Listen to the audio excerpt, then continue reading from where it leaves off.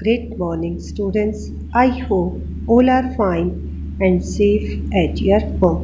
बच्चों, आज हम हिंदी में पाठ 6 भोला राम का जीव के अभ्यास प्रश्न उत्तर करेंगे. Let's start. प्रश्न नंबर 1. बदहवास सा कमरे में घुसकर यमदूत ने क्या कहा. बदहवास मीन्स होता है परेशान सा, हैरान होकर. तो देखिए, यमदूत ने हाथ जोड़कर कहा कि वह नहीं जानता कि भोला राम का जीव कहाँ है.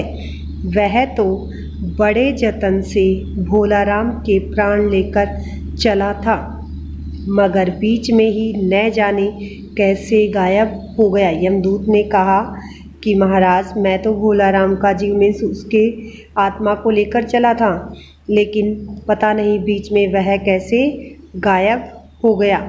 नेक्स्ट हमारा प्रश्न नंबर 2. नारद जी ने भूलोक भ्रमण की बात क्यों कही. भूलोक मीन्स होता है पृथ्वी पर. तो देखिए, नारद ने भोला राम के खोए हुए जीव का पता लगाने के लिए भूलोक भ्रमण की बात कही. नारद जी ने कहा कि मैं पृथ्वी पर जाता हूँ और भोला राम के जीव का पता लगाता हूँ कि वह कहाँ पर है. नेक्स्ट हमारा प्रश्न नंबर 3. भोला राम की स्त्री ने उसकी मृत्यु का क्या कारण बताया. भोला राम की स्त्री ने मृत्यु का कारण बताते हुए कहा कि वे 5 साल पहले ही रिटायर हुए थे. पेंशन पाने के लिए सरकारी दफ्तरों के चक्कर काटते रहे. घर का सारा सामान बिक गया. इसी चिंता में उनकी मृत्यु हो गई कि 5 साल हो गए थे उन्हें रिटायर हुए, लेकिन उनकी पेंशन अभी तक नहीं बनी हुई थी, जिससे घर का सारा सामान बिक गया और अब भोला राम को चिंता हो रही थी कि आगे कैसे चलेगा. इसी चिंता में उनकी मृत्यु हो जाती है. नेक्स्ट हमारा प्रश्न नंबर 4. भोला राम की दरख्वास्तों पर कोई कार्रवाई क्यों नहीं होती थी. कार्रवाई, ये कार्रवाई का अर्थ है विधानसभा या संसद में होने वाले कार्यों पर कार्रवाई करना. भोला राम अपनी दरख्वास्तों पर रिश्वत रूपी वजन नहीं रख पा रहा था, इसलिए उसकी दरख्वास्तें सूखे पत्तों की तरह एक टेबल से दूसरी टेबल पर उड़ती जा रही थी. मीन्स रिश्वत न देने के कारण भोला राम की दरख्वास्तों पर कोई भी कार्रवाई नहीं होती थी और वे एक टेबल से दूसरी टेबल पर पहुंचाई जाती थी. उसकी दरख्वास्तों पर कार्रवाई नहीं हो रही थी. नेक्स्ट हमारा प्रश्न नंबर 5. बड़े साहब के कमरे में पहुंचने से पहले नारद जी को दफ्तर का कैसा अनुभव हुआ.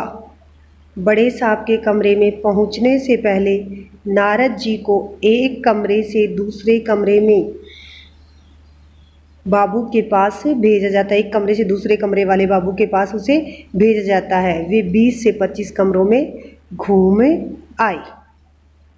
आगे देखिए, नारद जी को लगा कि शायद यहाँ नए आदमी को घुमाकर पूरा दफ्तर दिखाने की प्रथा है कि भाई जब भी कोई नया आदमी दफ्तर में आता है तो उसे घुमाया जाता है, मीन्स पूरा दफ्तर दिखाया जाता है. फिर जब चपरासी ने उन्हें सीधे बड़े साहब के कमरे में जाकर उन्हें खुश करने के लिए कहा तो उन्हें लगा कि धरती पर एक नई देव सृष्टि हो गई है और इसलिए आजकल इंसान ईश्वर की भक्ति कम करता. मीन्स धरती पर ही कोई नया देव पैदा हो गया है. कौन? क्योंकि उसे दफ्तरों के इन बाबू रूपी नए देवों की भक्ति से ही फुर्सत नहीं मिलती. अब नारद जी को क्या लग रहा था कि जो इंसान है इसे पृथ्वी पर रहकर बाबू देवों की भक्ति करनी पड़ती है और इसलिए वो भगवान की भक्ति आजकल कम करने लगे हैं. नेक्स्ट हमारा प्रश्न नंबर 6. बड़े साहब की दृष्टि नारद जी की वीणा पर क्यों थी. बड़े साहब की बेटी संगीत सीख रही थी, इसलिए उनकी नज़र नारद जी की वीणा पर थी. उन्होंने नारद से कहा कि साधु संतों की वीणा में तो, आगे देखिए, स्वयं सरस्वती ही विराजती हैं. यह अगर उन्हें मिल जाए तो उनकी लड़की जल्दी ही संगीत सीख जाएगी और उसकी शादी भी हो जाएगी. बड़े साहब की बेटी संगीत सीख रही थी, इसलिए साहब की नज़र उनकी वीणा पर थी.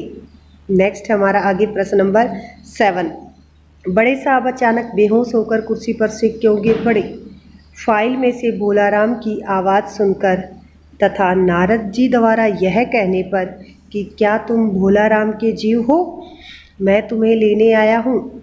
यह सुनकर बड़े साहब अचानक बेहोश होकर कुर्सी पर से गिर पड़े। जैसे ही साहब ने फाइल से आवाज़ सुनी कि यह भोला राम है, तो ये सब सुनकर वे अचानक से गिर पड़े। नेक्स्ट हमारा प्रश्न नंबर 8, इस कहानी के माध्यम से लेखक ने किस व्यवस्था पर कटाक्ष और व्यंग्य किया है? इसमें सुधार कैसे हो सकता है? देखिए,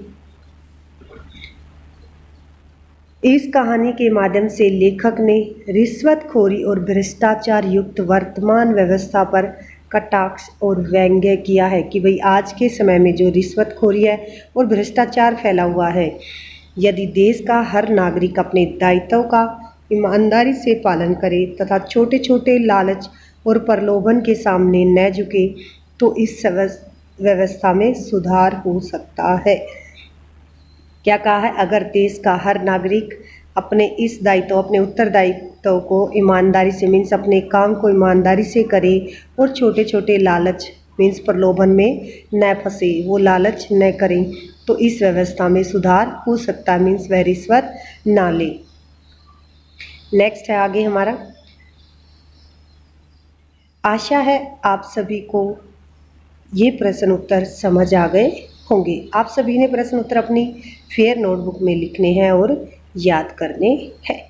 धन्यवाद। आपका दिन शुभ हो।